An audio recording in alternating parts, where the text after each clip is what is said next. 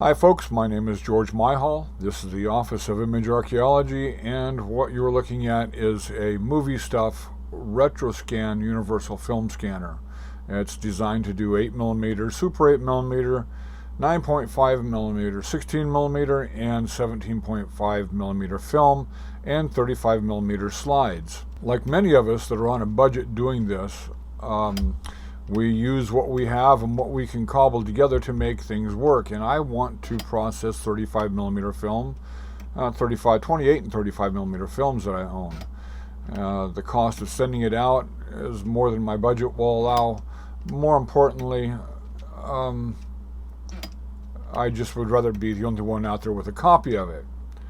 So I want to process the film, and I need to do it on a budget.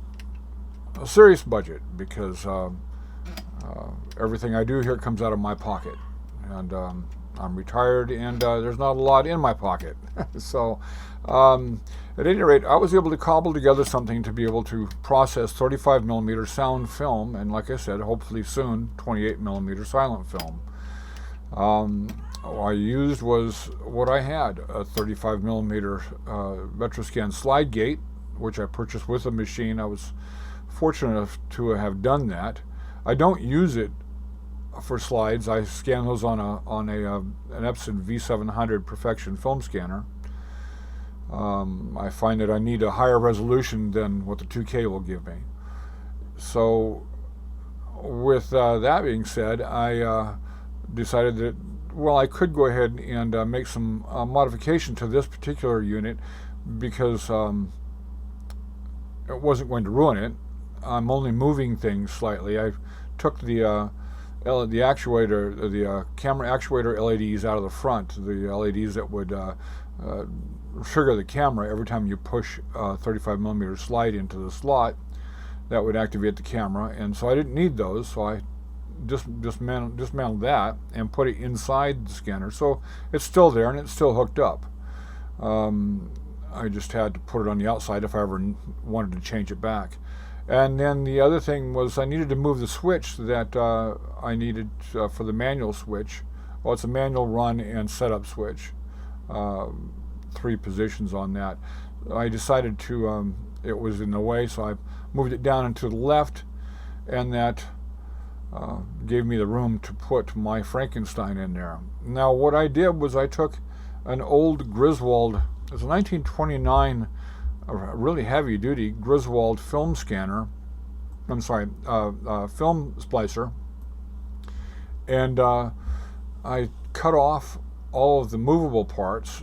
There's a back hinge pin that holds all that together, and so I wanted to use that, and so I cut all that off. I removed all of everything I could that was all screwed on there. I didn't need any of that. All I needed was the cast iron pieces with the hinge pin. I ground off all of the front tabs that you would normally use, because I needed to turn that around, and that had to go up next to the front facing part of the 35mm slide adapter. And then I used the little tags that are on the back that would normally, there were little stops that would keep the hinge part from flopping back too far. I kept those, and now that's what I use as my levers to open up and close those on the in my little Frankenstein. So with that said, here's a little bit of video that I processed recently with that, and you can see that it's really nice. It came out really great, and the sound's pretty good as well.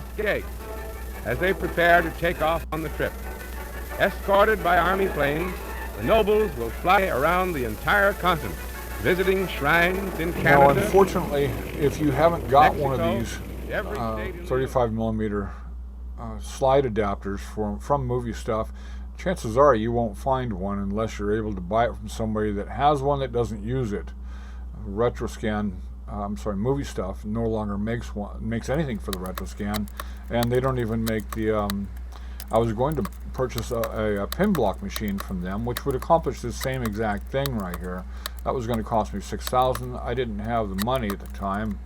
It turns out that I pretty much was able to build what they had, and it only cost me $10.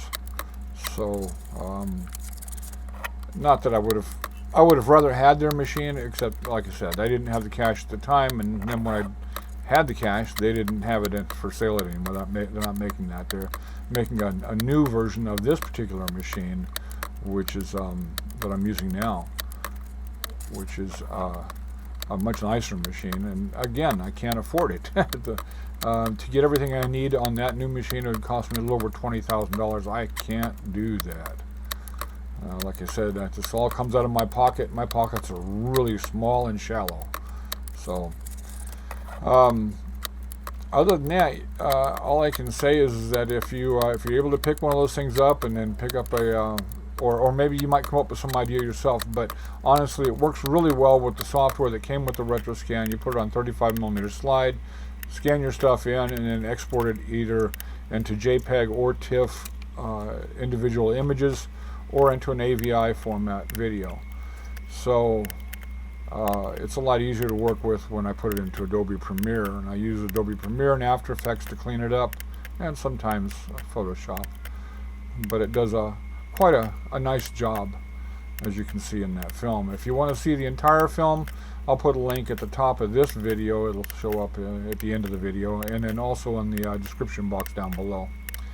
If you like this film, or if you like this video rather, please hit the like button. And that goes with for anybody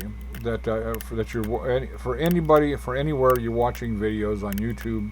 Please hit that like button. The algorithm is a really crazy thing, and unless you get enough likes, people just don't get to see it because it doesn't get shared out there.